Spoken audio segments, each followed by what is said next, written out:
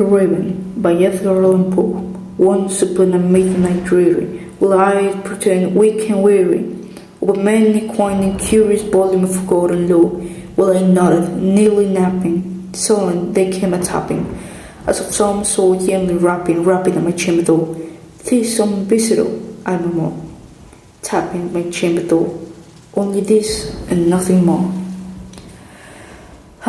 Distinctly I remember, it was in that bleak December, and each separate dying number wore its ghost upon the floor. Eagerly I wished the morrow, vainly I had sought the borrow from my book source of sorrow, sorrow of the lost Leron, for the radiant maiden who the angels named Lenore, nameless he forevermore. And sick and silent sometime, rustling of each purple curtain, thrilled me, filled me with fantastic terrors never felt before, so that now, to still beating of my heart, I stood repeating, "'Tis some visitor entering entrance at my chamber door, some late visitor entering entrance at my chamber door. This it is, and nothing more." Presently my soul grew stronger, hastened, then no longer. "Sir," he said, "or madame, truly your forgiveness I implore, but the fact is I was napping, and so gently you came rapping, and so faintly you came tapping at my chamber door, that I secretly sure I heard you. Here I opened wide the door, darkness there, and nothing more. Deep into the darkness, peering long, I stood wondering, fearing, doubting, dreaming dreams no mortal ever had to dream before. But the silence wasn't broken, and the stillness gave no token, and the only word there spoken was the whispered word, "Lenore." This I whispered, and an echo murmured back the word "Lenore." Merely this and nothing more. Back into the chamber, turning all my soul within me burning. Soon again I heard tapping somewhat louder than before. "Surely," I said, "surely that it is something my window lattice.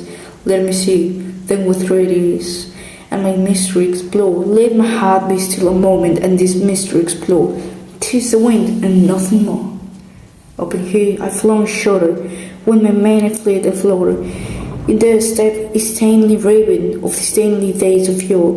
Not the least of eatings made he, nor the minute stuff stayed he, but with mien of lord and lady, perched above my chamber door, perched upon boards of palace, just above my chamber door, perched and sat and nothing more than this ebony bird, bewailing my sad fancy into smiling.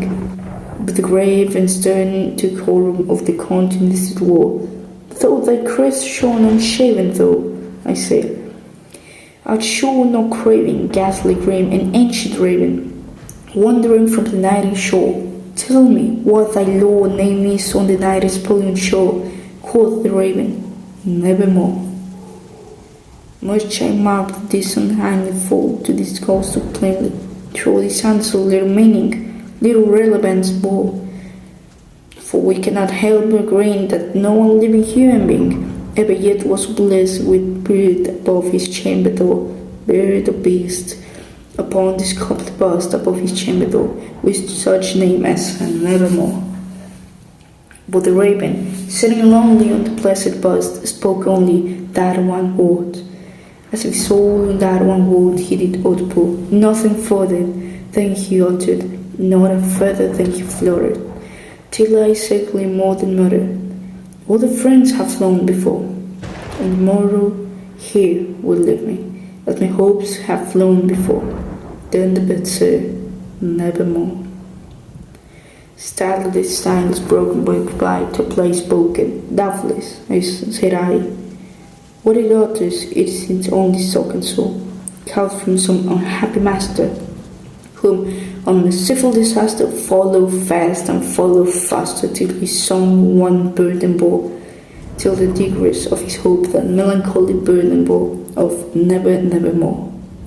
But the raven still belonged with my sad fancy into smiling. Straight I wheeled the cushioned seat in front of bird and mast and thought. Then upon the velvet sinking, I betook myself into linking fancy unto fancy, thinking what this ominous bird of yore What is grim, ungodly, ghastly, gaunt, an ominous bit of yore, men in croaking, nevermore. This I sat engaged in guessing, but no seal of expressing, to the fool whose very eyes now burned to my bosom's core. This and more I sat diving, with my head east reclining, on the cushion's pulpit lining that the lamping boded o'er, but whose velvet violet lining, with lamping gloating o'er, she shall praise. Ah, nevermore!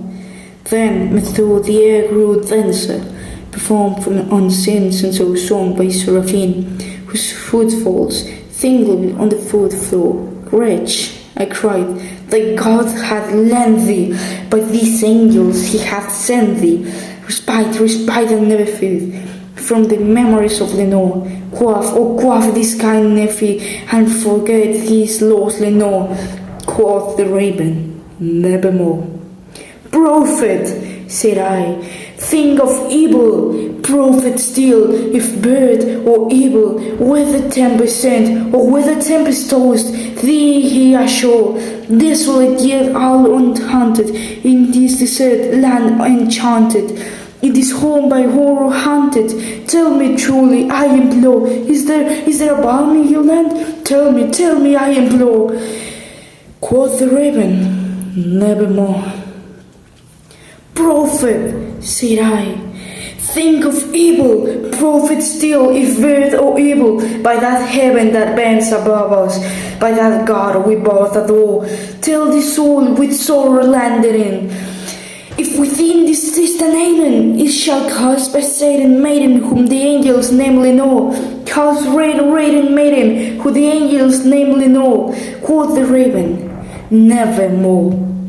Be that word of sign past birth of flint, I shrink upstream. Get thee back into the tempest and the night's plutonian shore. Leave no black plume as token of what lie thy soul had spoken. Leave my loneliness unbroken. With the bust above my door, take thy breath from off my heart, and take thy form out of my door. Quoth the raven, nevermore. And the raven, never flitting, it's still sitting on the pallid burst of palace just above my chamber door, and his eyes have all seeming of a demon's that dreaming. On the lamping o'er him streaming throws his shadow on the floor. I must soul from out that shadow that lies floating on the floor shall be lifted, nevermore.